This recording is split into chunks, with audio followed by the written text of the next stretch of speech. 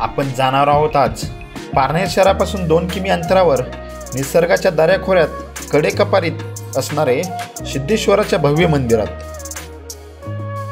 पारनेर शहरामध्ये महादेवाची 12 ज्योतिर्लिंग आहे, त्यामुळे पारनेर शहराला प्रतिकाशी म्हणूनही ओळखले जाते।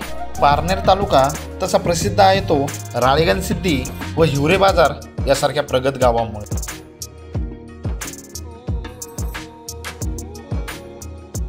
थोर क्रांतिकारक सेनापती बापट यांची पारनेर ही जन्मभूमी आहे। मंदिराच्या आवारात गेल्यावर समोरच एक वन विभागाची पाटी लावली आहे। त्यावर वृक्षतोड करू नये, प्राण्यांना त्रास देऊ नये किंवा सापळा लावून पकडू नये यावर सक्त बंदी आहे आणि केल्यास कायदेशीर कारवाई करण्यात येईल अशा सूचना केल्या आहेत। हे हिंदू मंदिर सिद्धेश्वराला समर्पित असून जो भगवान शिवाचा अवतार आहे।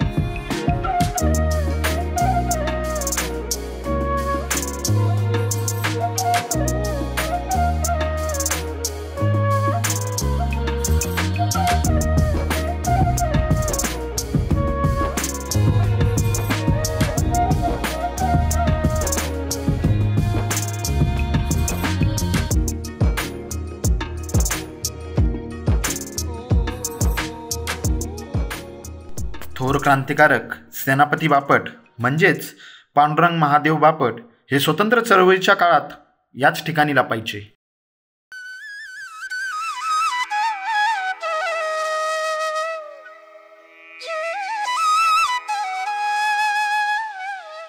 डोंगराच्या कपारीत गुहा असून ती सीतामाईची नानी म्हणून ओळखली जाते।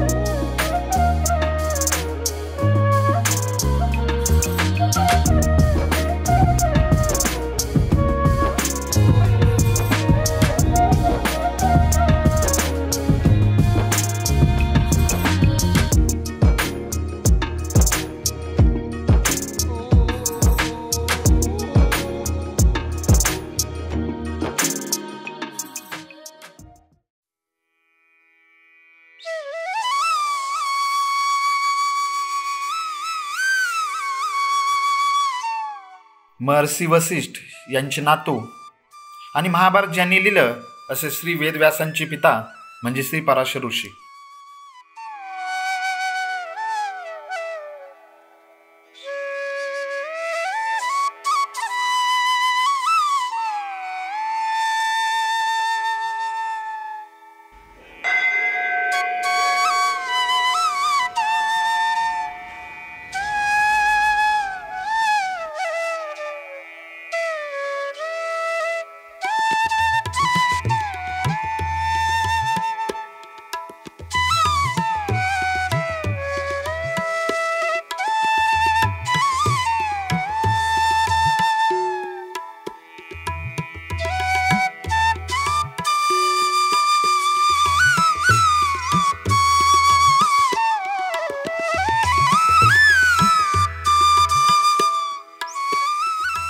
सकाळच्या वेळेस प्रकाश शिवलिंगावर पडल अशी मंदिराची रचना केलेली आहे। सुवर्ण कात्रातून निघालेलं सिद्धेश्वराचं देखणं शिवालय या ठिकाणी बघायला भेटतं।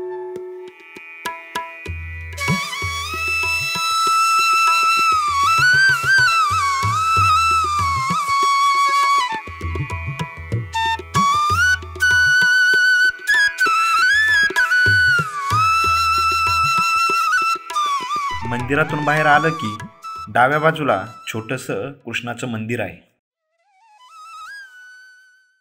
मुख्य मंदिरापासून काही अंतरावर शिवलिंगाची आराधना करणाऱ्या बळीराजाची संगमरवरी मूर्ती असणारं तळघरात मंदिर आहे. वामन अवतारात भगवान विष्णूनं बळीराजाला पाताळात घातलं ही कथा इथं आलं की आठवते.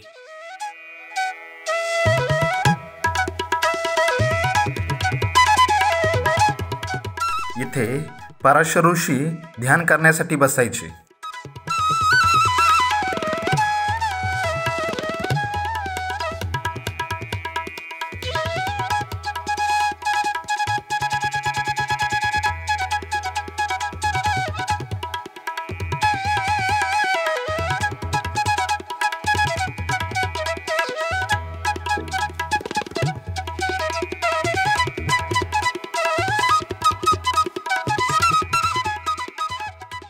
ही कास्याची घंटा चिमाजी आप्पांनी वसईच्या लढाईतून आणली होती असं इथल्या पुजाऱ्यांचं म्हणणं आहे.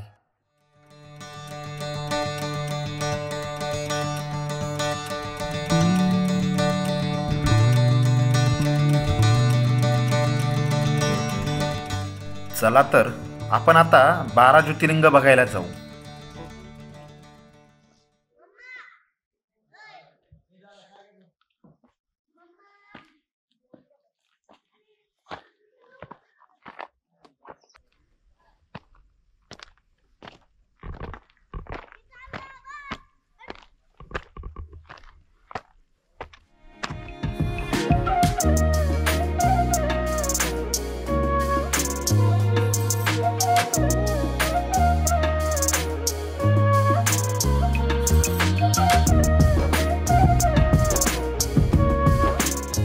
श्री पराशर ऋषींची ही यज्ञभूमी म्हणूनही ओळखली जाते.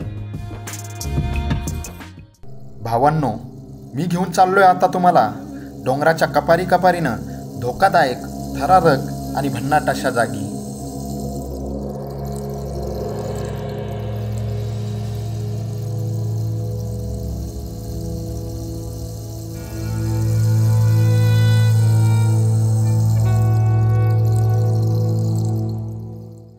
चला आपण आतमध्ये जाऊन बघूया काय आहे आतमध्ये.